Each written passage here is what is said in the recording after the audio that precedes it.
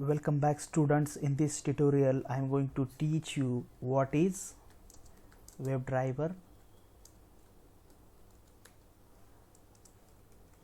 and why we write WebDriver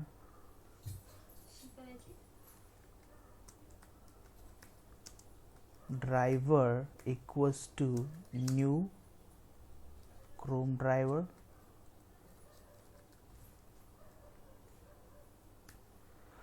So see here, WebDriver is an interface. We can't create the object of interface.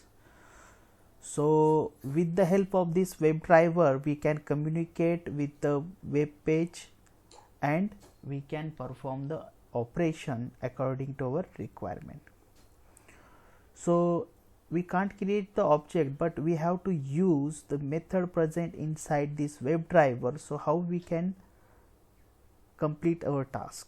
So for that we write WebDriver driver equals to new Chromedriver. So see here, WebDriver is an interface, driver is the reference variable, equals to is the operator, new is the keyword to create the object of the class. So Chromedriver is the class. So we have created here object of Chromedriver.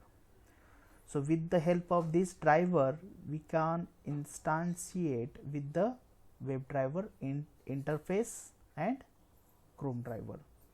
So see here, WebDriver is an interface, driver is the reference variable, equals to is the operator, new is the keyword which is used to create the object, and Chromedriver is the class.